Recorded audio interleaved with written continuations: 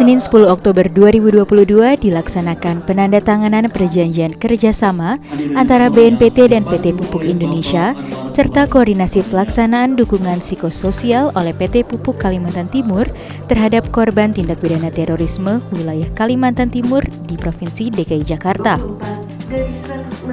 Kegiatan ini dihadiri oleh Kepala BNPT Komjen Pol Boy Rafli Amar beserta jajaran, Direktur Utama Pupuk Indonesia Bakir Pasaman, serta Direktur Utama PT Pupuk Kalimantan Timur Rahmat Pribadi.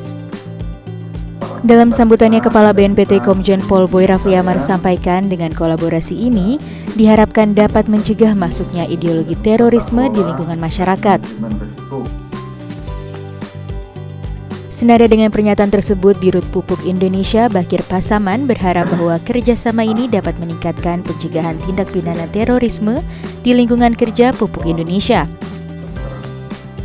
Dirut Pupuk Kaltim Rahmat Pribadi juga sampaikan bahwa Pupuk Indonesia akan secara aktif berupaya untuk berkontribusi dalam menjaga kesatuan NKRI. Selesai penandatanganan kerjasama, PT Pupuk Kalimantan Timur serahkan bantuan medis, rehabilitasi psikososial dan bantuan psikologis, serta santunan kepada 4 penyintas anak di wilayah Kalimantan Timur. Diharapkan bantuan ini dapat mendukung masa depan para penyintas anak tindak pidana terorisme.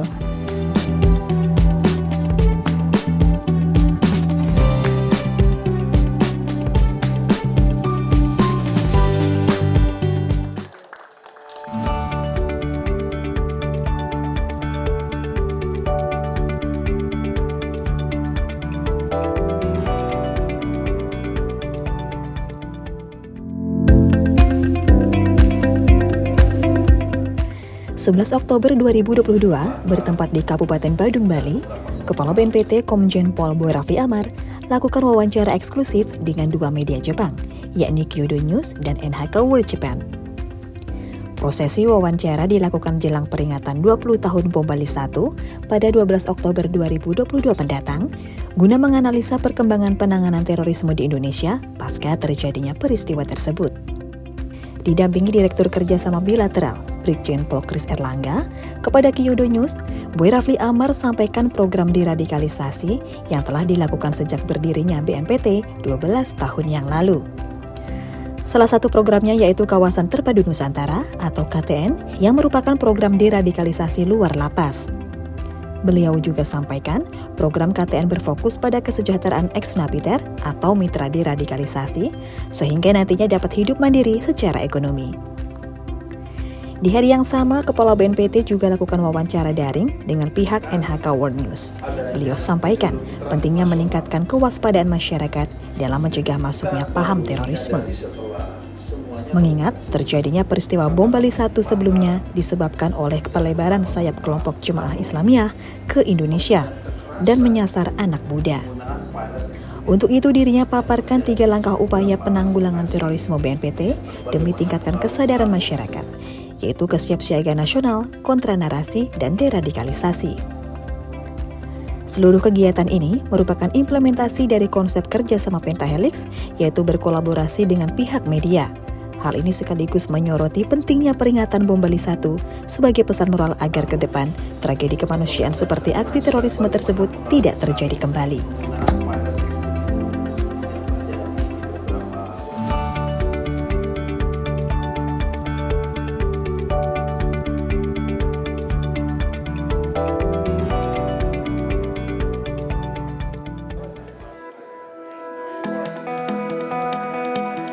Perkuat kerjasama internasional dalam penanggulangan terorisme. BNPT bersama dengan United Nations Office on Drugs and Crime atau UNODC gelar kegiatan Regional Conference on Threat posed by foreign terrorist fighters and their local affiliates in Indonesia, Malaysia, and the Philippines di Kabupaten Badung, Bali. Dilaksanakan pada 11 hingga 12 Oktober 2022, kegiatan ini didukung oleh pemerintah Australia. Kepala BNPT Komjen Pol Boy Rafli Amar hadir dalam acara didampingi oleh Deputi Bidang Penindakan dan Pembinaan Kemampuan Irjen Pol Ibnu Sohaindra, Deputi Kerjasama Internasional Andika Krisna Yudanto, Direktur Kerjasama Bilateral Brigjen Pol Kris Erlangga, beserta jajaran delegasi Indonesia dari Densus 88 Anti Teror Polri. Turut hadir dalam kegiatan, yakni Mr. David Izadivar selaku Regional Program Coordinator Counter-Terrorism Program UNODC. Perwakilan pemerintah Australia, Warwick McFarlane selaku Commander Southeast Asia Australian Federal Police, serta dari delegasi Malaysia dan delegasi Filipina. Konferensi ini bertujuan untuk menganalisa pergerakan Foreign Terrorist Fighters atau yang disebut juga FTF melalui riset dan pertukaran informasi antar negara di kawasan Asia Tenggara. Dalam sambutannya, Kepala BNPT menyampaikan apresiasinya atas terpilihnya Indonesia sebagai co-host dalam konferensi ini. Berkaitan dengan isu FTF, ia ingatkan seluruh pihak agar tetap waspada terhadap pergerakan dan serangan terorisme secara berkelompok maupun individu, serta pentingnya penguatan kontra narasi guna mencegah radikalisasi online. Menambahkan dirinya, Mr. David Izadivar sampaikan bahwa peran pemerintah sangat penting dalam meningkatkan arus pertukaran informasi lintas negara untuk menangani isu FTF. Sementara itu, Warwick McFarlane menuturkan bahwa penanganan terorisme dan ekstremisme di kawasan Asia Tenggara merupakan prioritas bagi pemerintah Australia. Konferensi ini terbagi dalam 14 sesi, diantaranya fenomena kemunculan FTF, peran perempuan dalam isu FTF, serta tren kasus FTF usai pandemi COVID-19. Dengan adanya kegiatan ini diharapkan dapat menjadi acuan bagi penanganan permasalahan FTF, khususnya di kawasan Asia Tenggara.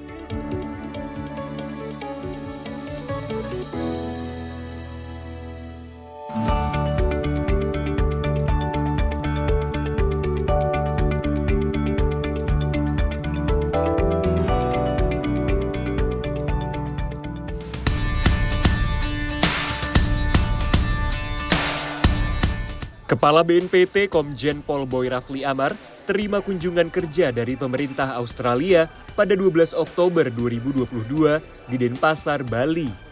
Turut hadir mendampingi Kepala BNPT, Sekretaris Utama BNPT Maijen TNI Dedi Sambowo, Deputi Bidang Pencegahan, Perlindungan dan Deradikalisasi Maijen TNI Nisan Setiadi, Deputi Kerjasama Internasional Andika Krisna Yudanto, dan Direktur Kerjasama Bilateral Brigjen Pol Chris Erlangga.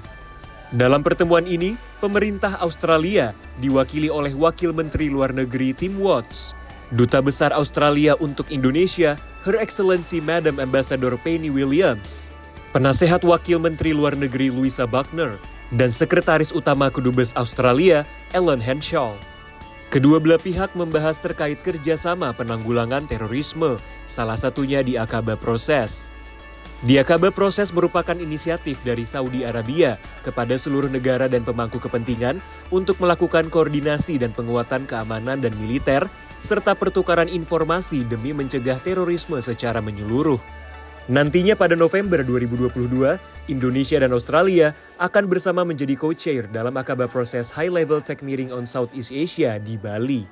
Selain itu, kedua negara turut membahas dukungan Australia terhadap penanggulangan terorisme dan ekstremisme di Indonesia melalui mekanisme Australia-Indonesia Partnership Justice serta pengamanan kegiatan G20 mendatang.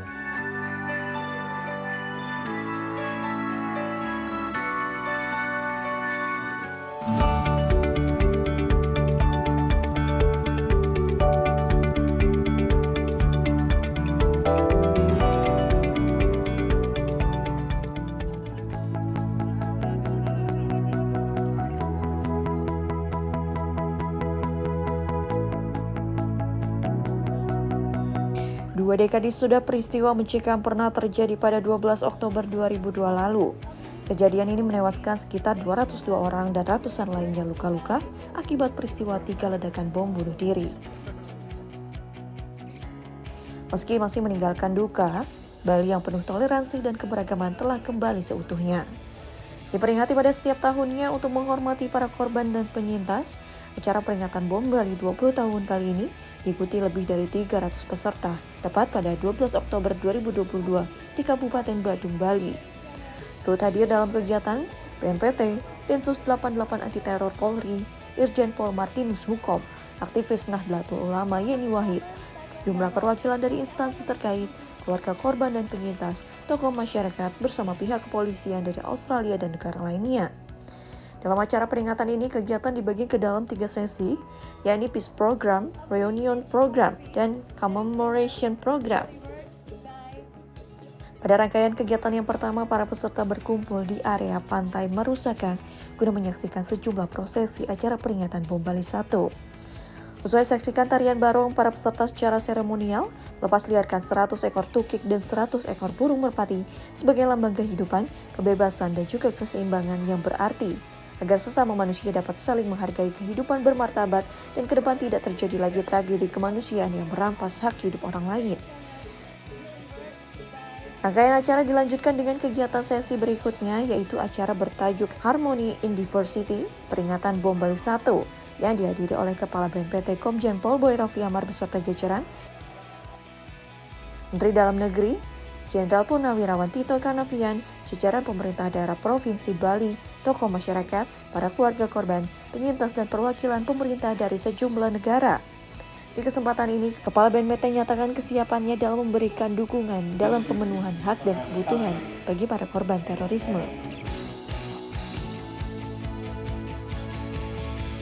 Menambahkan Kepala BNPT, Wakil Gubernur Bali, Cokorda Oka Arta menyampaikan harapannya agar pemberantasan terorisme menjadi prioritas utama bagi negara Indonesia. Prosesi acara dilanjutkan dengan mobilisasi oleh peserta ke lokasi tempat terjadinya peristiwa yang dikenal dengan Monumen Bom Bali, terletak di Jalan Legian. Di hadapan ratusan orang dari berbagai negara, Kepala BNPT beserta jajaran pejabat lakukan peletakan bunga di area tugu peringatan, diikuti penyalaan lilin dan doa bersama lintas agama. Prosesi penghormatan diharapkan menjadi momentum agar kejahatan terorisme sepenuhnya diberantas dan sebaliknya benih-benih perdamaian dan toleransi dapat tertanam di dalam diri setiap masyarakat.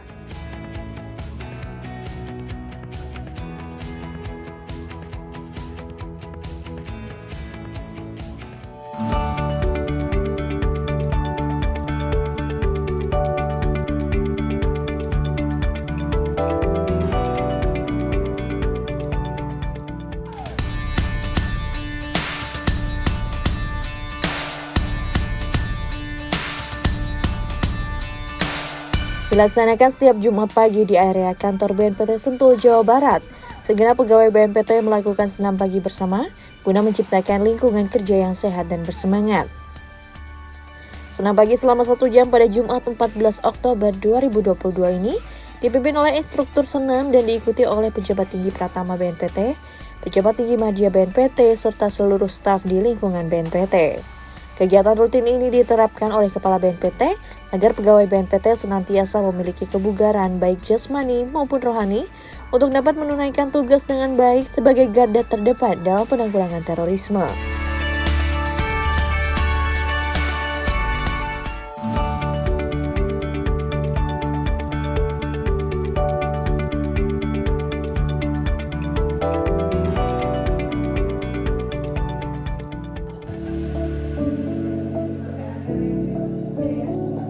Melanjutkan pertemuan dengan Grup Indonesia Harmoni pada September lalu, Kepala BNPT Komjen Pol Boy Rafli Amar menerima audiensi dari grup tersebut pada Jumat 14 Oktober 2022.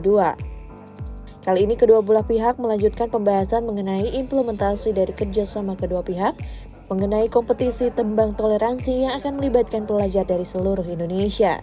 Kompetisi ini ditujukan kepada lebih dari 6.000 siswa-siswi di Indonesia dengan harapan dapat menumbuhkan rasa nasionalisme dan toleransi pada jiwa generasi emas bangsa.